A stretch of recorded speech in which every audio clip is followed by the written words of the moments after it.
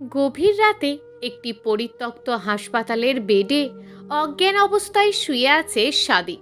চোখে মুখে পানির ছিটা পড়ায় তার জ্ঞান ফেরে। উঠে বসার চেষ্টা করতেই সে বুঝতে পারে তার পুরো শরীর সে নাড়াতে পারছে না। শোয়া অবস্থায় ঘাড় ঘুরিয়ে পিছনের দিকে তাকাতেই সে চমকে যায়। বক্স সাথে সাদা পোশাক, হাতে গ্লাভস, মুখে নীল রঙের মাস্ক পরিহিত কেউ একজন তার পিছনে দাঁড়িয়ে আছেন। উনি যে ডাক্তার তা সাদিকের বুঝতে বেশি সময় লাগলো না, কিন্তু তখনই সাদিকের মস্তিষ্কে কিছুক্ষণ আগে ঘটে যাওয়া ঘটনা তার চোখের সামনে চিত্র ধারণ করতে থাকে। সে রাস্তা দিয়ে বাড়ি ফিরছিল, হঠাৎ তার নাকে ঝাঁঝালা কিছু একটা গন্ধ আসে। সে তখনই অজ্ঞান হয়ে যায়। কল্পনা থেকে ফিরে আসতেই তার মনে একটি প্রশ্ন আসে, আমি এখানে এলাম কি করে? আমি কি অসুস্থ হয়ে গেছিলাম?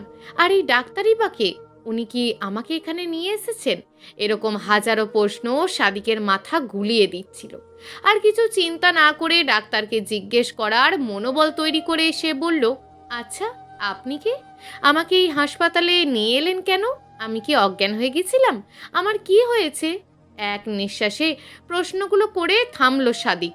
নিজের মনকে এখন তার হালকা মনে হচ্ছে, কিন্তু তাকে অবাক করে দিয়ে ডাক্তার তার একটা কথারও জবাব দিলেন না। নিজের বক্স থেকে একটি ছুরি বের করে এক হাতে নিয়ে নিলেন তিনি।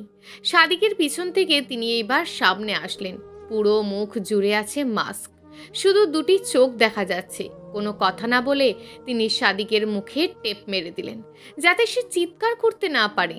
ওনার ডান হাতে ছুরি বাল্বের হালকা আলোতে চিকচিক করছে, যা দেখে সাদিকের গলা শুকিয়ে গেল। চোখ বড় বড় করে সাদিক শুধু দেখতে থাকলো। নড়াচড়া করার মতন কোনো শক্তি তার কাছে নেই, কারণ তার সারা শরীর অবশ করে দেওয়া হয়েছে। হাতের অস্ত্র টেবিলের ওপর রেখে সাদিককে তিনি উল্টো দিকে করে দিয়ে সাদিকের পিঠের সামনের দিকে করে নিলেন। তারপর আবার ডান হাতে ছুরিটা নিয়ে এলেন। সাদিক বুঝতে পারল তার সাথে কি হতে চলেছে, কিন্তু সে বুঝতে পারল না কেন তাকে হত্যা করা হচ্ছে। কি অপরাধ তার? সে তো তার কোনো ক্ষতি করেনি। নিজের মৃত্যুর পর তার বাবা মার কি হবে তা ভেবে তার চোখ দিয়ে দুফোঁটা নোনা জল গড়িয়ে পড়ল। অতঃপর এক গগন ফাটানো চিৎকার রুমের মধ্যেই বিরাজ করলো। পরদিন সকালে মোবাইলের শব্দে ঘুম ভেঙে যায় শুভর। ঘুম ঘুম চোখে বালিশের নিচ থেকে মোবাইল বের করে আনলেন তিনি। স্ক্রিনের দিকে তাকাতেই এক লাফে বিছানা থেকে উঠে বসলেন তিনি। ডিজিপি পুলিশ অফিসারের কল এসছে। এমনি এমনি কল দেন না ডিজিপি, এখানের আইজি অফিসার হলেন শুভ, তাই নিশ্চয়ই কোনো কাজই কল দিয়েছেন। কল রিসিভ করে বিছানায় হেলান দিয়ে বসলেন শুভ। কিছুক্ষণ পর শুভ স্ত্রী নীলা চা হাতে রুমে প্রবেশ করলেন।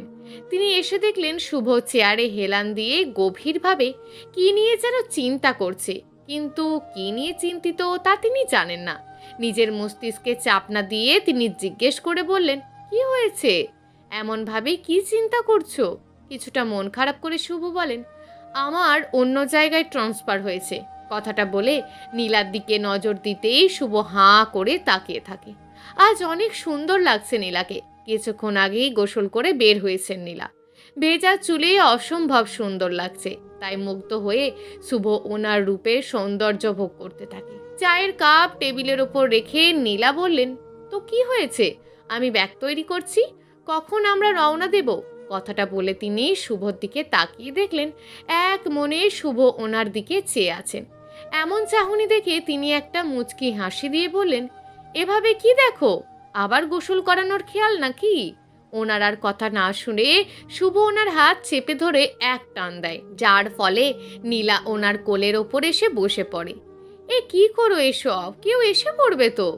আমার বউকে আমি আদর করব, এতে কার কি হলো? আমি দেখে কি করব? কথাটা বলেই শুভ নীলাকে নিজের আরও কাছে নিয়ে আসে। চোখে চোখ পড়তেই নীলা চোখ নামিয়ে বলে, আরে দরজা খোলা তো। কিন্তু শুভ ওনাকে ছাড়ছেনই না দেখে তিনি আবারও বললেন, ওই দেখো দরজায় কি দাঁড়িয়ে আছে। শুভ ঘাড় ঘুরিয়ে তাকাতেই তিনি নিচের হাত ছাড়িয়ে নিয়ে দৌড় দেন। শুভকে বোকা বানানোর কারণে ওনার মনে একরকম আনন্দ অনুভব হয়। ওদিকে শুভ ওনার চলে যাওয়ার পথে চেয়ে অস্পষ্ট সুরে বলেন, সিট। 1 মাস হয়েছে তাদের বিয়ে সম্পন্ন হওয়ার। ভালোবেসে বিয়ে করেছেন তারা দুজন। 4টে ট্রেনে তারা রওনা হবে। যেতে 5 ঘন্টা সময় লাগবে। তাই আর দেরি না করে শুভ সব কিছু গুছিয়ে নিতে শুরু করে। কিছুক্ষণ পর তাকে থানায় যেতে হবে সব কাগজপত্র ঠিক করতে। সকালবেলায় প্রশান্ত মল্লিকের মোবাইলে কল আসে। তিনি ওয়াশরুম হওয়ার জন্য ওনার স্ত্রী অর্পিতা কল রিসিভ করে। কিছুক্ষণ পর প্রশান্ত ওয়াশরুম থেকে বের হয়ে দেখলেন ওনার স্ত্রী কার সাথে মোবাইলে কথা বলছেন। আর কিছু না ভেবে তিনি জিজ্ঞেস করেন, কার সাথে কথা বলছো তুমি? মোবাইল হাত থেকে নিয়ে নিচে রেখে অর্পিতা উত্তর দেন, ডিএমপি কমিশনার ফোন করেছেন। কিছু একটা চিন্তা করে প্রশান্ত বললেন, কি হয়েছেন? কি বলেছেন তিনি? বলেছেন আজ এক আইজি অফিসার আসবেন তোমাদের থানায়, ওনাকে স্বাগতম জানাতে সব কিছু তৈরি রাখতে বলেছেন। বাইরে যেতে যেতে বলেন অর্পিতা। কিছুটা আনমনা হয়ে তিনি অস্পষ্ট সুরে বললেন, ও। থানার এসআই অফিসার হলেন প্রশান্ত মল্লিক। কিছুক্ষণের মধ্যে আবার আরেকটি কল আসে প্রশান্ত মল্লিকের মোবাইলে, কিন্তু এইবার এটা ডিএমপি অফিসারের নয়, এএসআই অফিসারের। প্রশান্ত বুঝতে পারে কিসের কল এসছে, যার ফলে ওনার হাত কাঁপতে থাকে ভয়ে। কিছুক্ষণ ভেবে উনি কল রিসিভ করেন, স্যার আবার খুন হয়েছে, এইবার আগের চেয়ে অনেক ভয়ানক। আমি আসছি। তাড়াহুড়ো করে প্রশান্ত তৈরি হয়ে নিলেন। নাস্তা খাওয়ার উদ্দেশ্যে তাড়াতাড়ি নিচে গিয়ে টেবিলে বসে পড়লেন। এমন তাড়াহুড়ো দেখে তার স্ত্রী অর্পিতা তাড়াতাড়ি নাস্তা দিয়ে চলে এলেন। চেয়ার টেনে প্রশান্তর পাশে বসে তিনি প্রশান্তর দিকে চেয়ে প্রশ্ন করলেন, কি হয়েছে, এত তাড়াহুড়ো কেন? আজ আবারও খুন হয়েছে, আমাকে তাড়াতাড়ি যেতে হবে, নিচু গলায় উত্তর দিল প্রশান্ত। অর্পিতা আর কোনো কথা বাড়ালো না। তাড়াতাড়ি নাস্তা শেষ করে গাড়িতে চড়ে বসেন প্রশান্ত। ওনার চলে যাওয়ার পথের দিকে কিছুক্ষণ তাকিয়ে থাকলেন মিসেস প্রশান্ত। কিছুক্ষণের মধ্যেই পরিত্যক্ত হাসপাতালের সামনে চলে এলেন তিনি। অনেক ভিড় জমে গিয়েছে এখানে। গাড়ি থেকে নেমে ভিড় ঠেলে প্রবেশ করলেন প্রশান্ত। আজও আর একটা খুন। কিছু পুলিশ এসে জায়গাটাকে সিল করে দিয়েছে। প্রশান্ত ভালো করে সবকিছু খুঁটিয়ে খুঁটিয়ে দেখতে লাগলেন। পুলিশ অফিসাররা মার্ডার স্পটের বিভিন্ন অ্যাঙ্গেলে ছবি তুলছেন। লাশটি হাসপাতালের বাইরে পাওয়া গিয়েছে। প্রশান্ত সিদ্ধান্ত নিলেন হাসপাতালের ভিতরে প্রবেশ করবেন। হয়তো তিনি কোনো তথ্য পেয়ে যাবেন এই আশায় কয়েকজন পুলিশ নিয়ে তিনি হাসপাতালের ভিতরে প্রবেশ করলেন। অনেক আগের তৈরি হাসপাতাল এটা, অনেক আগে বন্ধ হয়ে গিয়েছে। কেউ এখানে প্রবেশ করে না বলে এটা এখন পরিত্যক্ত। কোনো কিছুরই তথ্য পেলেন না তিনি। হাতে বেশি সময় নেই, কারণ আইজি অফিসারকে স্বাগতম জানাতে হবে। তাই অন্য আরেকদিন আসবেন মনে করে তিনি বেরিয়ে পড়লেন থানার উদ্দেশ্যে। যাওয়ার আগে লাশটাকে মর্গে পাঠিয়ে দিলেন তিনি। বিকেল 3:30 শুভ ও নীলা রওনা দেয়। শুভর মন অনেক খারাপ, কারণ অনেক দিন এই জায়গার সাথে পরিচয়, কিন্তু তাকে কেন ট্রান্সফার করা হচ্ছে তা এখনও সে জানেন না। ট্রেনের পাশাপাশি বসে আছে শুভ ও নীলা। নীলা বুঝতে পারে যে শুভর মন খারাপ, তাই মন ভালো করার জন্য সে গল্প শুরু করে দেয়। এতে তাদের সময় অনেক তাড়াতাড়ি কেটে যায়। রাত 10টার দিকে তারা পৌঁছে যায়। বাসায় গিয়ে ফ্রেশ হয়ে নেয় তারা দুজন। এত রাতে রান্না করা সম্ভব নয় বলে তারা রেস্টুরেন্ট থেকে খাবার নিয়ে আসে। পরদিন সকালে নতুন থানায় জয়েন করতে হবে বলে শুভ তাড়াতাড়ি শুয়ে পড়ল। অনেক ক্লান্ত থাকায় তাড়াতাড়ি ঘুম চলে এলো চোখে। পরদিন সকাল 10টায় শুভ থানার উদ্দেশ্যে রওনা দেন। নতুন থানায় পা রাখতেই সবাই তাকে ফুল দিয়ে স্বাগতম জানালো। একে একে সবার সাথে পরিচিত হয়ে গেলেন শুভ। বেশ কিছুক্ষণ ধরে শুভ একটি বিষয় লক্ষ্য করছে, সবার মাঝে কেমন অস্থিরতা ভাব করছে, যেন তারা কোনো সমস্যায় পড়েছে। কি হয়েছে তা জানার জন্য শুভ থানার এসআই প্রশান্ত মল্লিককে নিজের রুমে ডেকে পাঠান। কিছুক্ষণ পর প্রশান্ত শুভর রুমের সামনে আসেন। তিনি দেখেন শুভ চেয়ারে হেলান দিয়ে মাথা উপরের দিকে করে রেখেছেন। May I come in sir? Prashant মল্লিকের দিকে মুখ সোজা করে বলেন, হ্যাঁ আসুন। রুমে প্রবেশ করে একটি চেয়ার টেনে তাতে বসে পড়লেন প্রশান্ত। মুখে তার চিন্তার রেখা স্পষ্ট ফুটে উঠেছে। কোনো না কোনো কথা বলে তিনি মাথা নিচু করে বসে রইলেন। শুভ বুঝতে পারে নিশ্চয়ই কোনো সমস্যা হয়েছে, তাই আর দেরি না করে তিনি জিজ্ঞেস করে ফেলেন, কোনো সমস্যা হয়েছে কি? শুভর কথা শুনে প্রশান্ত হালকা চমকে উঠলেন। প্রশান্ত মল্লিকের উত্তরের আশা না করে শুভ আবারও প্রশ্ন করলেন, কি প্রশান্ত মল্লিক, কি নিয়ে এত চিন্তা করছিলেন? কোনো সমস্যা? জি স্যার, 2 দিন আগে এখানের একটি পরিত্যক্ত হাসপাতালের বাইরে একটি লাশ পাওয়া গিয়েছিল। ওই ব্যক্তির নাম ছিল সাদিক। অনেক বাজেভাবে খুন করা হয়েছিল ওকে। শরীর থেকে সব অঙ্গ খুলে নেওয়া হয়েছে। চোখ, কিডনি, লিভার সব কিছু। লাশের পোস্টমর্টেম রিপোর্ট সে নিজেই করে ফেলেছে। এমন নির্মমভাবে খুন করেছে, এমনকি কোনো তথ্য আমরা পাইনি। তারপর কাল আর একটা খুন হয়ে গিয়েছে। আজ সকালে আমরা সেই লাশ পেয়েছি। চেহারা দেখে তার পরিবার চিনে নিয়েছে। ওর নাম হাসান। ওই লাশেরও একই অবস্থা। কোনো তথ্য হাতে আসেনি, তাই চিন্তা করছি কিভাবে সলভ করব বলে নিঃশ্বাস নিতে লাগলেন প্রশান্ত। ঠিক আছে, চলো পোস্টমর্টেম রিপোর্ট দেখে আসি, হাত নেড়ে বললেন শুভ। প্রশান্ত আর কোনো কথা বললেন না, উঠে বাইরের দিকে পা বাড়ালেন। পুলিশের গাড়িতে চড়ে বসলেন তারা দুজন। কিছুক্ষণের মধ্যেই তারা হাসপাতালের সামনে পৌঁছে গেলেন। গাড়ি থেকে নেমে সামনের দিকে পা বাড়ালেন শুভ। তার পিছন পিছন আসছে প্রশান্ত। কিছুক্ষণের মধ্যে তারা ডাক্তার হাসিবের রুমে প্রবেশ করলেন। আসেন স্যার, বসেন। ওনাদের দেখে ডাক্তার হাসিব বললেন। চেয়ার টেনে তারা দুজন বসে পড়লেন। ডাক্তার হাসিব শুভর দিকে তাকিয়ে বললেন, আপনি নতুন মনে হয়, আপনাকে চিনলাম না। By the way, I am Hasib Rahman বলে শুভর দিকে হাত বাড়িয়ে দিলেন তিনি। আমি শাহরিয়ার শুভ বলে নিজের হাত বাড়িয়ে হাত মেলালেন তিনি। তিনি আর কিছু চিন্তা না করে আবার বললেন, আমরা হাসান ও সাদিকের রিপোর্ট দেখতে চাই। জি অবশ্যই বলে একটি ফাইল ওনাদের দিকে এগিয়ে দিলেন হাসিব। হাসিবের হাত থেকে ফাইলটা নিয়ে কিছুক্ষণ ঘাঁটাঘাঁটি করলেন শুভ ও প্রশান্ত। তারপর বললেন, তো ডাক্তার, আপনার কি মনে হয় লাশ দুটি দেখে? শুভর কথা শুনে ডাক্তার হাসিব নিজের চশমা খুলে টেবিলের উপর রাখলেন। তারপর বললেন, আমি যা বুঝছি তা হলো এই দুই খুন একজন মানুষই করেছে।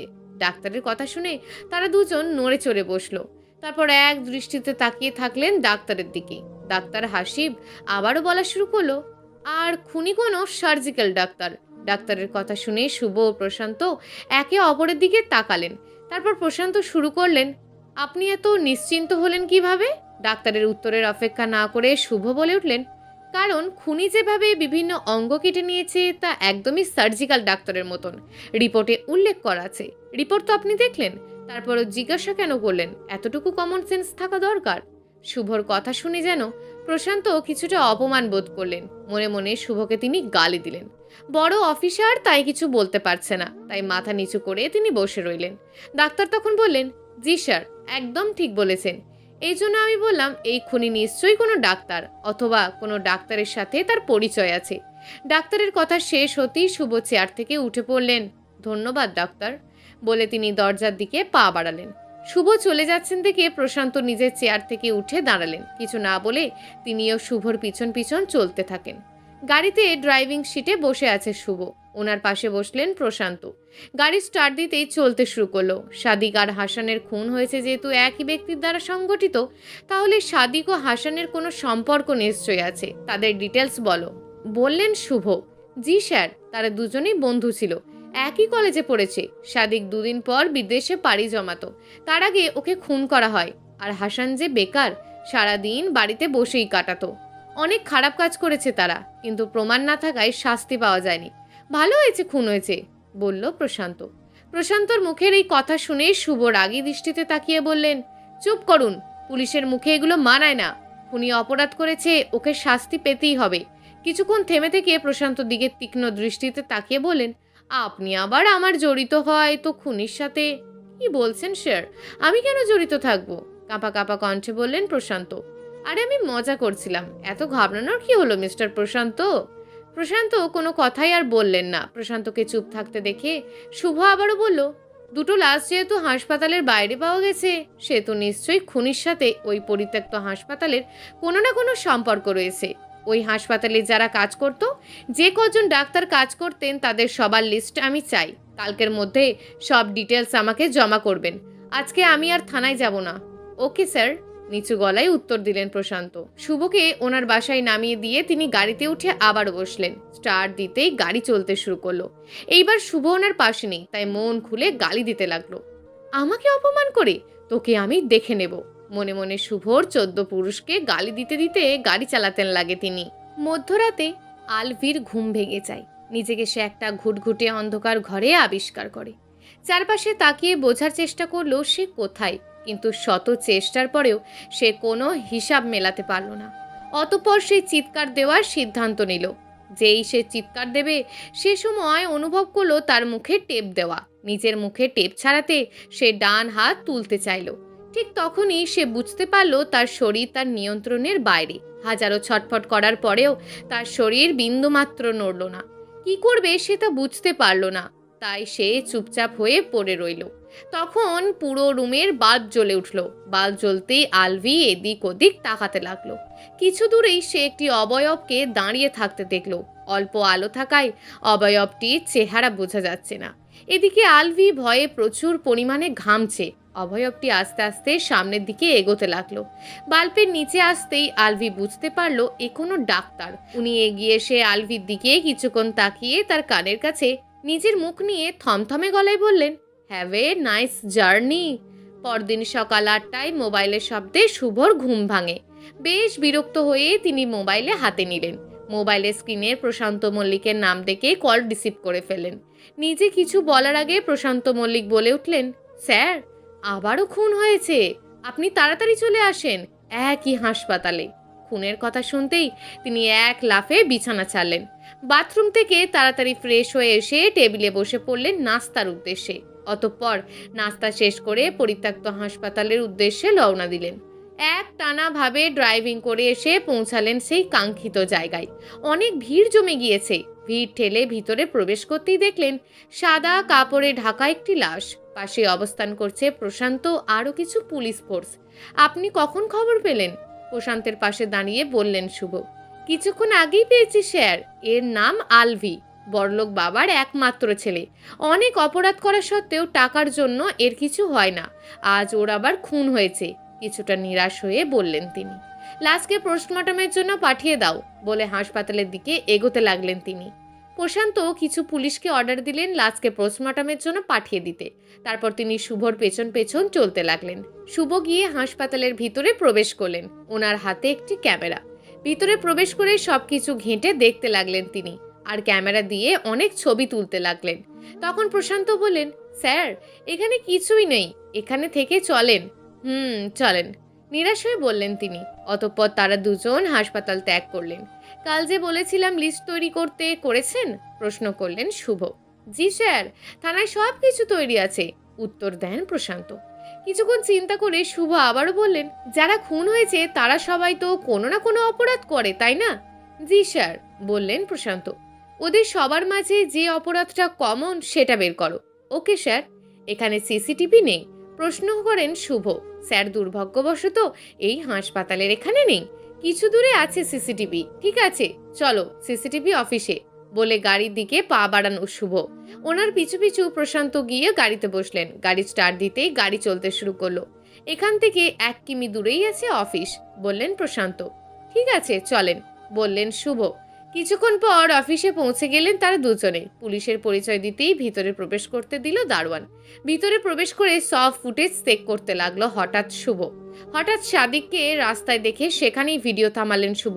কিছুটা জুম করে পুরো দৃশ্যটা দেখতে লাগলেন তারা। রাস্তা দিয়ে একা হেঁটে চলেছে সাদিক।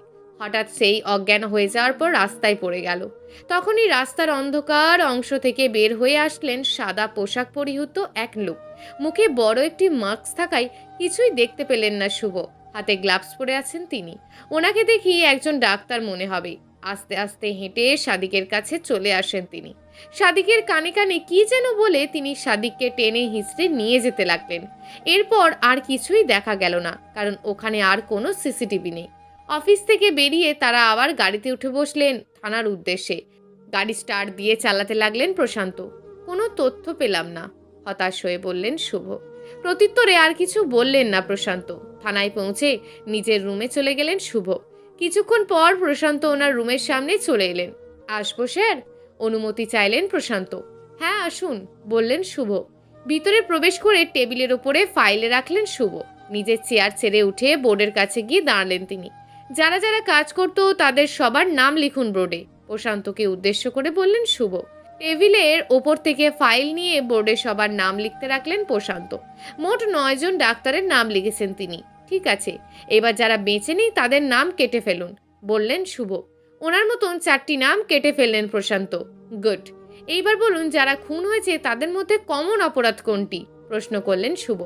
স্যার ধর্ষণের কয়েকটি কেস আছে তাদের নামে, বললেন প্রশান্ত। ঠিক আছে, এইবার এই 5 জনের মধ্যে কার আত্মীয় অথবা আপনজনের কেউ ধর্ষিত হয়েছে তা বের করে জানাও আমাকে। তোমার হাতে 10 মিনিট আছে, বললেন শুভ। ঠিক আছে স্যার, বলে রুম থেকে প্রস্থান করে প্রশান্ত। হাসপাতাল থেকে তোলা ছবি টেবিলের ওপরে রেখে দেখতে লাগলো শুভ। 6 মিনিট অতিবাহিত হতেই রুমে প্রবেশ করেন প্রশান্ত। পেয়েছি স্যার, এতে দুজনই ধর্ষিত হয়েছেন, কিছুটা কান্নাজড়িত কণ্ঠে বলেন প্রশান্ত। মনে হচ্ছে এতদিন তিনি কান্না করছেন। কি ব্যাপার, আপনি কান্না করছেন কেন?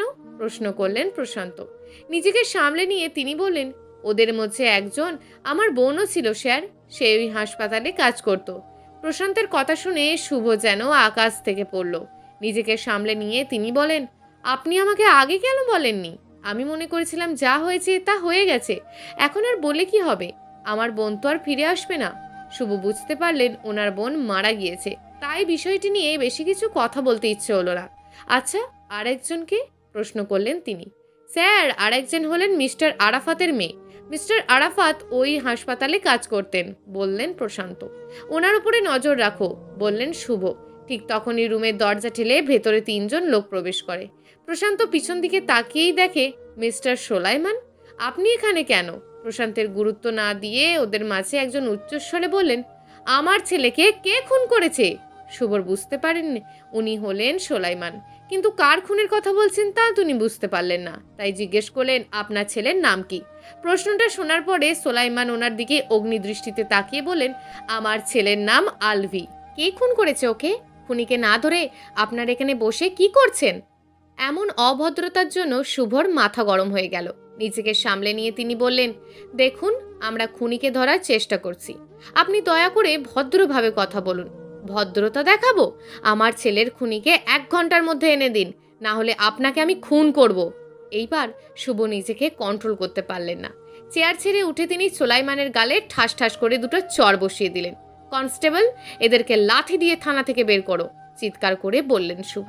কিছু কনস্টেবল এসে তাদেরকে বাইরে বের করে দিলেন। সবকিছু হজম করতে যেন কিছু সময় লাগলো প্রশান্তের। এখনো কেউ সোলাইমানের সামনে উচ্চ স্বরে কথা বলেনি, আর শুভ ওনার গালে চড় বসিয়ে দিলেন। নিজের রাগকে কন্ট্রোল করে আবার চেয়ারে এসে বসে পড়লেন শুভ। টেবিলের উপরে রাখা ছবিগুলো আবার ঘাঁটতে শুরু করলেন তিনি। হঠাৎ কিছু একটার দিকে তীক্ষ্ণ নজরে তাকিয়ে থাকলেন শুভ। তা দেখে প্রশান্ত বললেন, কি হয়েছে স্যার? কোনো কথা না বলে একটি মুচকি হাসি দিয়ে প্রশান্তের দিকে ছবিটা এগিয়ে দিলেন শুভ। 3 মিনিট হয়ে গেল, এখনো ছবিগুলো দেখছে প্রশান্ত। তা দেখে শুভ ওনার ওপর অনেক ক্ষিপ্ত হন। এতক্ষণ ধরে কি দেখছেন? কিছুটা রাগান্বিত স্বরে বললেন শুভ। আসলে স্যার, কিছুই বুঝতে পারছি না, নিচু গলায় বললেন প্রশান্ত। শুভ আর কিছু না বলে ছবিগুলো নিজের কাছে টেনে আনলেন। তারপর 3টে ছবি পরস্পরভাবে টেবিলের উপরে রাখলেন। ভালো করে দেখেন, প্রশান্তকে বললেন শুভ। প্রশান্ত কিছুটা নড়ে চড়ে বসলেন, তারপর মনোযোগ দেওয়ার চেষ্টা করলেন। অনেক দিন ধরে এই হাসপাতাল কেউ ব্যবহার করে না, ভিতরের কেউ প্রবেশ করে না, যার ফলে সব জায়গা ধুলো মাটি পড়ে আছে। কিন্তু এই জায়গাটা দেখেন। একটি ছবির দিকে ইশারা করে তিনি বললেন। প্রশান্ত শুভর কথা মতোই ছবির দিকে তাকালেন। সব দরজায় ধুলোবালি লাগানো, কিন্তু এই ছবি ভালো করে দেখো। এটা দেখে বোঝা যায় কেউ এই দরজা রোজ ব্যবহার করে। সব দরজার মতন এই দরজার বাইরে এত ধুলো নেই, বললেন শুভ। প্রশান্ত নিজের কাছে ছবিটা টেনে নিয়ে আরো ভালো করে দেখতে লাগলেন। কিছুক্ষণ পর তিনি বললেন, একদম ঠিক স্যার, নিশ্চয়ই এই কেবিনে কোনো না কোনো গড়বড় আছে। আমাদের আবার হাসপাতালের ভিতরে চেক করা প্রয়োজন, কোনো না কোনো তথ্য নিশ্চয়ই পাওয়া যাবে।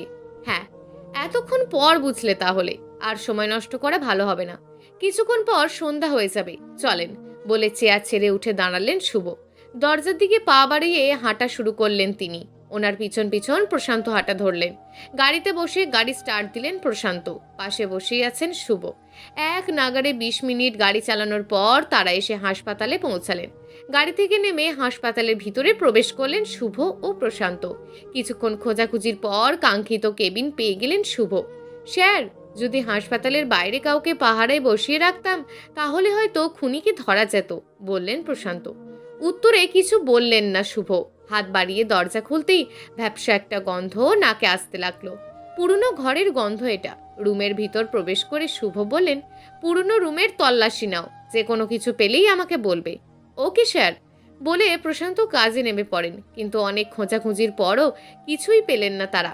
এখানে এসে সময় নষ্ট হলো স্যার, কিছুই তো নেই এখানে, হতাশ হয়ে বললেন প্রশান্ত। দাঁড়াও, কিছু তো আছেই, আবারও খোঁজো, ভালো করে খোঁজো বলে আবারও খোঁজা শুরু করলেন শুভ। এদিকে প্রশান্ত অনেক ক্ষিপ্ত হয়ে যান, কিন্তু কিছুই করার নেই ওনার। আবার খুঁজতে শুরু করলেন তিনি। হঠাৎ কিছু একটা দিকে তাকিয়ে চোখ আটকে যায় শুভর। কি দেখছেন স্যার? শুভকে তাকিয়ে দেখতে দেখে প্রশ্ন করলেন প্রশান্ত। এদিকে দেখো, দেয়ালের দিকে ইশারা করে বললেন শুভ। সব দেওয়ালের থেকে এই দেওয়ালের রং কেমন আলাদা। কথাটা শেষ করে দেওয়ালের গায়ে স্পর্শ করলেন শুভ। সাথে সাথে দেওয়াল সরে যেতে লাগলো। একটি মুচকি হাসি দিয়ে শুভ বললেন, আমি জানতাম এমন কিছুই হবে। সুড়ঙ্গ বানিয়ে রেখেছে এখানে, দেখেছেন? যদি বাইরে কাউকে পাহারায় বসাতাম তাহলে কিছুই হতো না। চলেন ভিতরে প্রবেশ করা যাক। যেই শুভ ভিতরে পা রাখবেন তখনই একটি হাত ওনার হাতে চেপে ধরে। পিছন দিয়ে তাকিয়ে দেখলেন প্রশান্ত ওনার হাত চেপে ধরে আছেন। কি হয়েছে প্রশান্ত? হাত ধরে আছেন কেন? ভিতরে চলুন, কিছুটা আশ্চর্য হয়ে বললেন শুভ।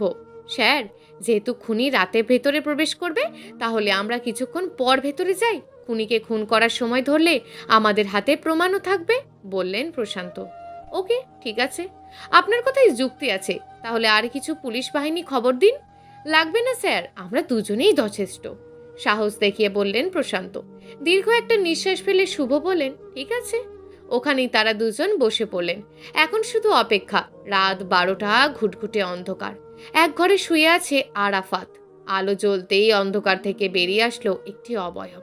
অবয়বটি যে একজন ডাক্তার তা বুঝতে বাকি রইল না আরাফাতের। আস্তে আস্তে এগিয়ে আরাফাতের কাছে চলে আসলেন তিনি। পকেট থেকে একটি লম্বা ছুরি বের করে হাতে নিয়ে ছুরিটা নাচাতে লাগলেন। বাল্বের অল্প আলোতে ছুরিটা চিকচিক করছে। চিৎকারও দিতে পারছে না আরাফাত। নিজের মৃত্যুকে নিজের চোখে দেখতে যাচ্ছেন। নিজের মুখ আরাফাতের কানের কাছে নিয়ে গিয়ে ডাক্তার থমথমে গলায় বলে উঠলেন, হ্যাভ এ নাইস জার্নি। দু হাত দিয়ে ছুরি ধরে হাত কিছুটা ওপরে উঠালেন তিনি। সেই বুক বরাবর ছুরি চালাবেন, তখনই ওনার মাথার পিছন থেকে কেউ বন্দুক ঠেকায়। হাত ওপরে করো, পিছন থেকে বলে উঠলেন শুভ। একটি মুচকি হাসি দিয়ে নিজের হাত ওপরে করে ফেললেন ডাক্তার। ওনার কাঁধে হাত দিয়ে ওনাকে ঘুরিয়ে ওনার মুখ সামনে আনলেন শুভ। কিছু না ভেবেই এক হ্যাঁচকা টানে মুখের মাস্ক নিজের হাতে নিলেন তিনি। খুনির মুখ থেকে চমকের উচ্চতম পর্যায়ে পৌঁছে গেলেন শুভ। ওনাকে আরো চমকে দিয়ে কেউ একজন ওনার মাথায় বন্দুক ঠেকায়। আত্মরক্ষার জন্য নিজের হাত ওপরে তোলেন তিনি। পিছন দিকে ঘুরে যেই তাকাতেন তিনি আরো চমকে যান। প্রশান্ত, তুমি? প্রশান্ত উত্তরে কিচ্ছু বলেন না, শুধু ওনার ঠোঁটে একটি বাঁকা হাসি লেগে থাকে। পুরো রুম জুড়ে তখন একটি শুধু বুলেটের শব্দ হয়। হেলে দুলে মাটিতে গড়িয়ে পড়তে লাগলো প্রশান্ত। ওনার পাশে বন্দুক হাতে দাঁড়িয়ে আছেন শুভ। কিছুক্ষণ পূর্বে শুভ অনুভব করেন ওনার মাথায় বন্দুকের নল। আত্মরক্ষার জন্য তিনি নিজের হাত ওপরে তোলেন। তিনি পিছনে ঘাড় ঘুরিয়ে তাকাতেই প্রশান্তকে দেখে তিনি চমকে যান। গান নিচে রেখে দাও, শুভকে উদ্দেশ্য করে বললেন প্রশান্ত। কোনো উপায় না দেখে শুভ হাঁটু গেড়ে নিচে বসে পড়লেন। গান নিচে রাখো, আবার বলে উঠল প্রশান্ত। হাত নিচু করে নিজের বন্দুক নিচে রেখে দিলেন শুভ। শুভর মাথা বরাবর বন্দুক ঠেকিয়ে ট্রিগারে হাত রাখলেন প্রশান্ত। শুভ কানের কাছে মুখ নিয়ে তিনি বললেন, কত চেষ্টা করেছিলাম তোকে এসব থেকে দূরে রাখতে, কিন্তু তুই অনেক চালাক। তোর চোখে সব ধরা পড়ে যায়। আজ তোকে মরতে হবে। হ্যাপি জার্নি বলি ট্রিগারে চাপ দিলেন তিনি। কট করে একটি শব্দ হলো, কিন্তু কোনো গুলি বের হলো না। মাথা নিচু করে তিনি শুভর দিকে তাকিয়ে দেখলেন শুভর ঠোঁটে মুচকি হাসি লেগে আছে। বন্দুকের ম্যাগাজিন খুলে হাতে আনতেই দেখলেন ম্যাগাজিন পুরো খালি। বুলেট খুঁজছেন প্রশান্ত সাহেব। কিছুটা হেসে বললেন, বুলেট খুঁজছেন প্রশান্ত সাহেব? কিছুটা হেসে বলে উঠলেন শুভ। আর কোনো কথা বলার সুযোগ না দিয়ে মাটি থেকে নিজের বন্দুক উঠিয়ে প্রশান্তের একদম মাথা বরাবর গুলি করলেন তিনি। হেলে দুলে নিচে গড়িয়ে পড়তে লাগলো প্রশান্ত। পিছনে মুড়ে ডাক্তার হাসিবের পা বরাবর গুলি করলেন, যাতে তিনি পালাতে না পারেন। ধপ করে মাটিতে পড়ে চিৎকার করতে লাগলো হাসিব। এবার তারপর আবার সামনের দিকে ঘুরে প্রশান্তের মৃতদেহের বুকের ওপরে পা রেখে শুভ বলেন, প্রথম থেকেই তোর উপরে সন্দেহ হয়েছিল, কোনো কাজ ঠিকভাবে করতে দিতিস না। তাই আজ যখন তুই নিজের বন্দুক টেবিলের ওপর রেখে নামের লিস্ট করায় ব্যস্ত ছিলি, তখন আমি তোর বন্দুকের জায়গায় আমার খালি বন্দুক রেখে দিই। এখন তা কাজে লেগেছে। খালি বন্দুক আর লোড করা বন্দুকের তফাৎ এখন বুঝলি না, মূর্খ। এইবার তো কথা শেষ না করে পিছনের দিকে তাকিয়ে দেখলেন হাসিব এখনো চিৎকার করছে, যা ওনার কথা বলায় ব্যাঘাত ঘটাচ্ছে। শুভর মাথা তখন গরম হয়ে গেল। এই, চুপচাপ কান্না কর, চিৎকার করছিস কেন? তোর জন্য আমি কথা বলতে পারছি না, আবার চিৎকার করলে এখানেই মেরে চলে যাব। হাসিব ভয়ে নিজের হাত দিয়ে মুখ চেপে ধরল। আরাফাত এখনো বিছানায় শুয়ে আছে, নিজের শরীরকে এখনো নিজের নিয়ন্ত্রণে আনতে পারেনি। শুভ আস্তে আস্তে হেঁটে ওর কাছে চলে গেলেন, এক লাথে ওকে বিছানা থেকে ফেলে দিয়ে নিজে আরাম করে বিছানায় বসে পড়লেন। ওনার পায়ের কাছে পড়ে কাতরাচ্ছেন ডাক্তার হাসিব। মোবাইল বের করে থানায় কল করলেন তিনি। খুনি ধরা পড়েছে, একটি অ্যাম্বুলেন্স আর গাড়ি নিয়ে পরিত্যক্ত হাসপাতালে চলে আসো। মোবাইল রেখে তিনি হাসিবের দিকে তাকিয়ে আবারও বললেন, কিছু সময় আছে তোর কাছে, বল কেন খুন করেছিস এতগুলো মানুষকে? ডাক্তার মানুষের জীবন বাঁচায়, আর তুই জীবন কেড়ে নিচ্ছিস কেন? বললেন শুভ। চাকরি তো নিয়েছিলাম বাঁচানোর জন্য, কিন্তু যার জন্য চাকরি নিলাম সেই তো বেঁচে নেই এই দুনিয়ায়। ওই মানুষ নামের পশুরা আমার ভালোবাসাকে আমার কাছ থেকে কেড়ে নিয়েছে, কান্না করতে করতে বলল হাসি। তুই কার কথা বলছিস? আর প্রশান্তর সাথে তোর কি সম্পর্ক? কথা বলার মধ্যেই তিনি থেমে কি যেন চিন্তা করতে লাগলেন। কিছুক্ষণ পর হকচকিয়ে উঠে তিনি বললেন, প্রশান্তের বোন আর তোর মধ্যে কোনো সম্পর্ক ছিল নাকি? আপনি অনেক চালাক স্যার, এক গাল হেসে উত্তর দিল সাকিব। হ্যাঁ, ঠিকই ধরেছেন, আমি নুবাকে ভালোবাসতাম, ওকে নিয়ে অনেক স্বপ্ন দেখেছিলাম। ওর ভাই প্রশান্ত আমাকে বলেছিল যদি ভালো কোনো চাকরি করতে পারি তাহলে ওর বোনকে আমার হাতে তুলে দেবে। তাই আমি এই সার্জিক্যাল ডাক্তারের চাকরি নিই। আমাদের বিয়ের দিন নির্ধারিত হয়ে যায়, দুদিন পর আমাদের বিয়ে হবে। কিন্তু একদিন হাসপাতাল থেকে বাসায় ফেরার পথে কিছু মানুষরূপী জানোয়ার ওর ওপর হামলা আনে। নুবা আমাকে ফোন করেছিল, আমার কাছে সাহায্য চেয়েছিল, কিন্তু আমি সাহায্য করতে পারিনি। আমি অনেক বড় একটি অপারেশনে ছিলাম। যদি আমি চলে যেতাম তাহলে মা ছেলে দুটোর প্রাণ যেত। তখন আমি ওর ভাইকে খবর দিই, কিন্তু প্রশান্ত যখন যায় তখন অনেক দেরি হয়ে যায়, আর আমি হারিয়ে ফেলি আমার প্রিয়তমাকে। প্রশান্ত নিজে পুলিশ হওয়া সত্ত্বেও ওদের কিচ্ছু করতে পারেনি। টাকার জন্য সবাই বেঁচে গেছে, আর এই যে রিফাত আপনার পিছনে পড়ে আছে, ওর তো বেঁচে গেল। আমার প্রিয়তমার প্রতিশোধ আমি নিতে পারলাম না। হাসিব ওখানে বসেই কান্না করতে লাগলো। শুভ একবার পিছনে তাকিয়ে দেখলেন রিফাত মাটিতে পড়ে আছে। নিজের বন্দুকটা হাতে নিয়ে রিফাতের হৃৎপিণ্ড বরাবর দুটো গুলি করে দিলেন। দুবার নড়ার পর নিস্তেজ হয়ে পড়ে রইল রিফাতের দেহ। ঘাড় ঘুরিয়ে সামনের দিকে তাকিয়ে দেখলেন হাসিব ওনার দিকে তাকিয়ে চোখের পানি ফেলছে, হয়তো খুশিতে। তার চোখে জল এসেছে। ডান হাতে বন্দুক নিয়ে হাসিবের কপাল বরাবর একটি গুলি করলেন। অপরাধ করেছ, শাস্তি তো পেতেই হবে, কোমরে বন্দুক গুঁজে বললেন শুভ। হেঁটে হেঁটে প্রশান্তের মৃতদেহের পাশে গিয়ে দাঁড়ালেন তিনি। নিচে পড়ে থাকা ওনার বন্দুক হাতে তুলে নিলেন, ম্যাগাজিন খুলে তাতে বুলেট ভরে ফেললেন। অতঃপর ওনার কোমরে গুঁজে থাকা বন্দুকের হাতল ভালোভাবে মুছে ফেললেন। তারপর ওই বন্দুক প্রশান্তের হাতে ধরিয়ে দিলেন। কিছুক্ষণ পরই পুলিশের গাড়ির শব্দ হলো। হাসপাতাল থেকে বাহিরে বের হয়ে আসলেন শুভ। ভিতর থেকে কিছু পুলিশ দুটো লাশ উদ্ধার করলো। প্রশান্তের রাজ থেকে থানায় এএসআই শুভর কাছে ছুটে আসলেন। স্যার, প্রশান্ত স্যারের কি হয়েছে? খুনি প্রশান্তের কাছ থেকে ওনার গান ছিনিয়ে নেন, তারপর রিফাতের বুকে গুলি করেন।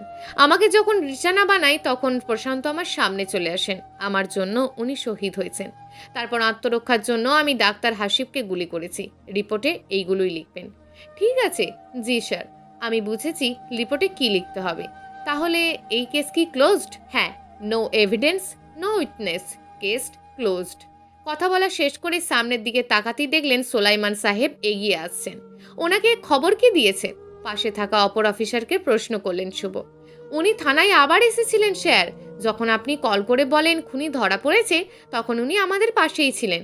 তারপর আমাদের অনুসরণ করতে করতে এখানে এসেছে। আচ্ছা ঠিক আছে, তুমি এখন যাও, হাত নাড়িয়ে বললেন শুভ। সোলাইমান সামনে এসে বললেন, ধন্যবাদ স্যার, ওই খুনি কোনো মানুষের বাচ্চা না, ওকে মেরে আপনি ভালো করেছেন। ওনার কথা শেষ হওয়ার আগেই ওনার গালে ঠাস ঠাস করে দুটো চড় মেরে দিলেন। গালে হাত দিয়ে হাবা গোবার মতন দাঁড়িয়ে রইলেন সোলাইমান। তোমার মতন কিছু বাবার কারণে এই রকম ক্রিমিনাল তৈরি হচ্ছে। নিজের সন্তানকে ভালো আদর্শে গড়ে না তুলে ওকে টাকার গরম শিখিয়েছ। মা জাতকে সম্মান করতে শেখাওনি, যার জন্য তোমার ছেলে আজ এই পৃথিবীর আলো দেখতে পারছে না। এটা খুনির না, তোমার অপরাধ। কথা শেষ করে গাড়ির দিকে হাঁটা ধরলেন শুভ, উদ্দেশ্য নিজের ঠিকানা। প্রিয় দর্শক, এই গল্পটা আপনাদের কেমন লাগলো তা অবশ্যই একটি কমেন্ট করবেন। আর যদি গল্পটা আপনাদের ভালো লেগে থাকে তাহলে ভিডিওটিতে একটি লাইক করে দেবেন এবং এই ধরনের ভিন্ন স্বাদের গল্প শোনার জন্য চ্যানেলটিকে অবশ্যই সাবস্ক্রাইব করে আমাদের সঙ্গে যুক্ত থাকুন।